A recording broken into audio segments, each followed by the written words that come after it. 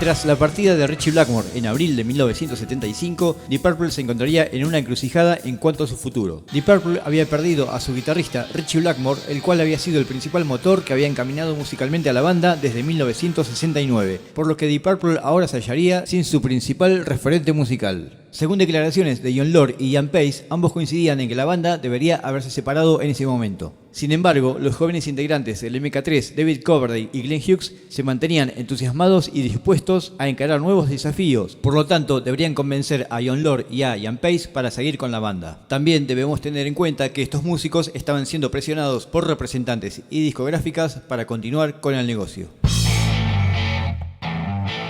Con los miembros de Deep Purple ya establecidos en su nuevo centro de operaciones en la ciudad de Los Ángeles, California, a comienzos del verano de 1975, la banda decide probar suerte con un nuevo guitarrista. El único candidato audicionado para la banda sería el guitarrista británico Glenn Clemson, quien sería trasladado desde Londres hasta Los Ángeles para audicionar con la banda. Glenn Clemson había sido integrante de algunas bandas como Colosseum y Humble Pie. Según declaraciones de Jon Lord, Glenn Clemson era un buen guitarrista, pero lamentablemente no había la magia suficiente como para poder encarar el proyecto.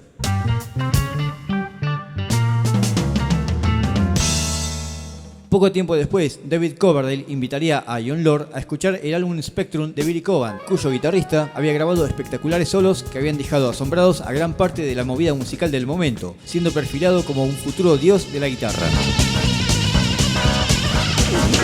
Tommy Bolin había nacido el 1 de agosto de 1951 en Sioux City, Iowa. Desde niño había mostrado mucho interés por la música, siendo muy hábil para aprender diferentes instrumentos musicales como la batería, el piano y por sobre todo la guitarra. Tommy Bolin había integrado la banda Zephyr, pero tras su partida trabajaría intensamente para formar su propia banda llamada Energy, con la cual no conseguiría ningún contrato. Esto lo llevaría a probar suerte como sesionista, participando en 1973 en el espectacular álbum Spectrum del afamado baterista Billy Coban. En el mismo año también integraría la banda de rock de James Caan y luego en 1974 participaría en el álbum Mind Transplant del baterista Alphonse Mouzon. En el verano de 1975 Tommy Bolin también se encontraba en Los Ángeles, donde recientemente había conseguido un contrato con Emperor Records para grabar su primer álbum solista. Fue entonces para la misma época que recibe una invitación de Deep Purple para una sesión de prueba.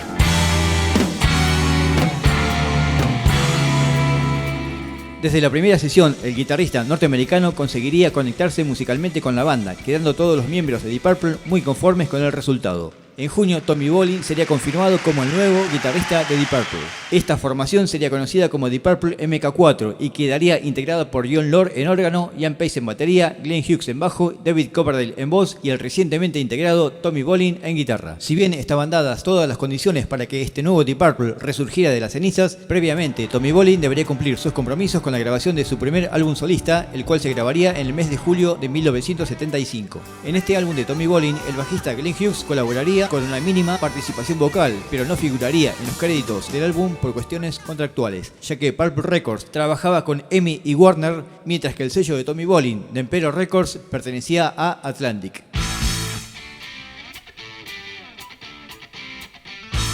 Desde el 3 de agosto al 1 de septiembre, Deep Purple grabaría su primer álbum en los estudios Musicland de Múnich, Alemania. Tommy Bolin participaría activamente en la mayor parte de la composición del nuevo material, siendo coautor de casi todas las canciones del álbum.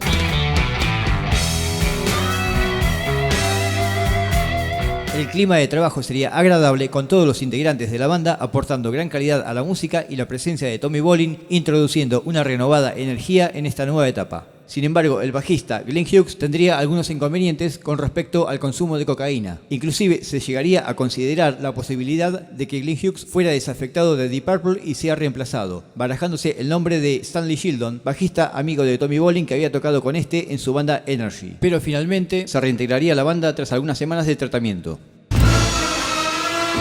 Desde el 3 hasta el 6 de septiembre de 1975, Jon Lord grabaría en Alemania su nuevo trabajo solista titulado Saraband, nuevamente con el director Eberhard Schoenherr y la Orquesta Filarmónica de Hungría. El 16 de octubre, Jon Lord, David Coverdale y Glenn Hughes actuarían como invitados en la obra The Butterfly Ball de Russell Glover en el Royal Albert Hall de Londres. Además, el cantante Ian Gillan también actuaría esa noche, hecho que motivaría su regreso a la actividad musical.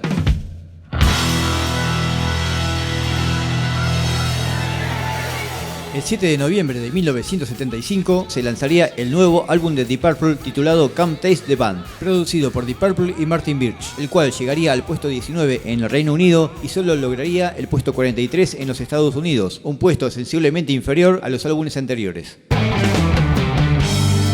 Al igual que Stonebringer, tampoco era un mal disco, sino que sería una gran obra musical con canciones excelentemente tocadas, con gran categoría, pero lamentablemente para muchos de sus fans representaba un completo sacrilegio, ya que la nueva música de la banda se alejaría aún más todavía del estilo de álbumes como un Rock y Machine Head.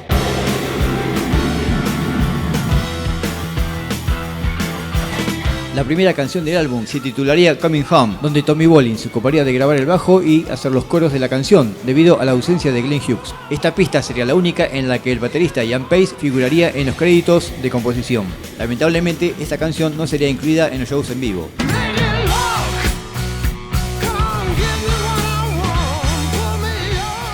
La canción Lady Luck había sido compuesta tiempo antes por Tommy Bolin y su amigo vocalista Jeff Cook, aunque David Coverdale haría modificaciones a la letra original.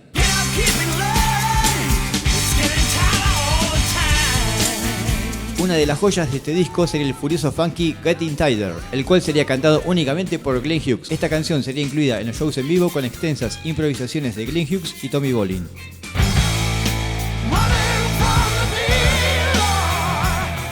Una particularidad de este disco sería un pequeño aporte vocal de Tommy Bolin en la canción Dealer.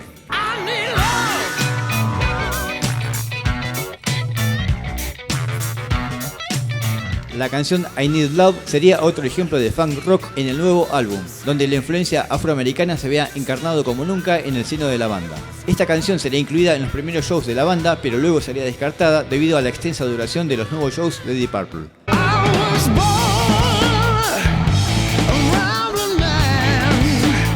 La canción Drifter, sin llegar a ser un gran momento del disco, mostraría un gran trabajo colectivo de todos los integrantes de la banda. Love Child quizás sería una muestra de que Deep Purple todavía podía tocar un gran riff. Además presentaba un gran solo de Jon Lord en los sintetizadores. En este álbum, lamentablemente, la presencia de solos de Jon Lord sería mucho menos prominente.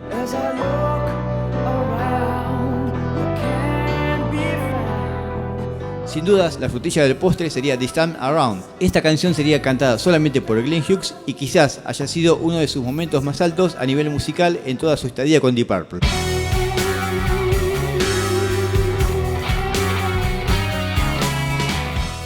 La canción tendría una segunda parte titulada Owe to Chi, que presentaría a toda la banda a través de un oscuro blues dramático y apasionado, con un Bolin plenamente iluminado.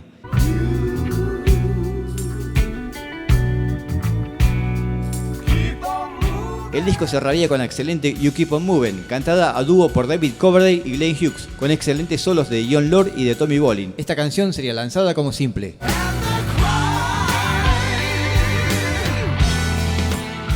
El disco resumiría a un Deep Purple maduro, sencillo y sin demasiadas pretensiones musicales, pero con un aceptable nivel de canciones. A pesar de la simpleza de la música, se puede apreciar un gran trabajo de Ian Pace en la batería, pero una escasa participación de Jon Lord en los teclados, siendo más protagónico el trabajo de David Coverdale y Glenn Hughes. El aporte de Tommy Bolin en este álbum sería de destacable actuación, demostrando buen gusto, talento y categoría. En el año 2010 se lanzaría una reedición en CD doble del álbum Come Taste the Band, conmemorando el 35 aniversario de su lanzamiento, incluyendo una edición remasterizada y con bonus tracks. En el mes de noviembre, este Deep Purple MK4 se prepararía para su primera gira con el propósito de promocionar no solo el álbum Come Taste the Band, sino el lanzamiento del primer álbum de Tommy Bolin. Pero esa es otra historia que continuará en el siguiente capítulo. Si les gustó este video pueden comentar, darle like, compartir y suscribirse a El Tocadiscos de Aldo. Muchas gracias.